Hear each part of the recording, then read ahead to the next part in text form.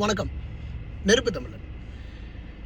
திமுக வலையில் சிக்கிய சீமான் நல்லா சிக்கிட்டாருங்க. அண்ணன் போன தடவையெல்லாம் அதிமுக வலையில் இருந்தாப்புல, இப்போ திமுக வலைக்கு போயிட்டார் போல. 1.5 லட்சம் பேரை கொத்தாக கொண்டானுங்கன்னு அண்ணன் மார்க்கெட்டிங்லாம் பண்ணிவிட்டு இப்போ கடைசியாக போய் அண்ணன் போய் எங்கே நிற்கிறாருன்னா, மூக்காமுத்து இறந்து போனதுக்கு போய் அண்ணன் கேதம் கேட்க போயிருக்கிறாரு.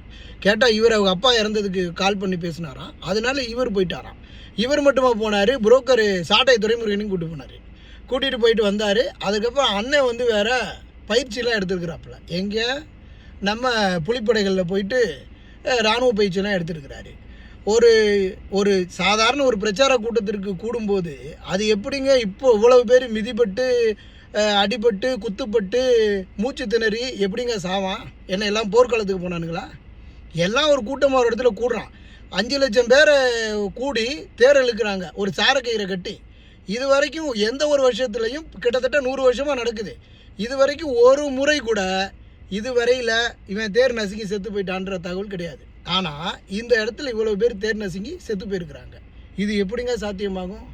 தேர் நசுங்கி செத்துருக்குறாங்களா? இல்லை. எப்படி செத்தாங்க? திமுகவினுடைய பிரச்சார கூட்டத்தில். அண்ணன் இதை பற்றி இது வரைக்கும் வாய் திறந்துருக்கிறாரா? இது வரைக்கும் அண்ணன் வாயை திறக்கலை. ஏன் அண்ணன் இது வரைக்கும் வாயை திறக்கலை? அண்ணன் தான் பெரிய புலனாய்வு புலியாச்சே. இந்த புலனாய்வு புலி கேள்வி கேட்கலாம்ல. ஒரு நல்ல கேள்வியை 4 நறுக்குன்னு திமுக கேட்பார். எப்படியா கூடுற இடத்துல காவல்துறை பாதுகாப்பு இல்லாமல் போச்சு? எப்படியா மக்கள் கூடுற இடத்துல மூச்சு திணறி சாவாங்க? இங்கே என்ன துப்பாக்கி எடுத்து எல்லாம் சுட்டு கொண்டானுங்களா அப்படின்னு கேள்வி கேட்டிருக்கலாம்.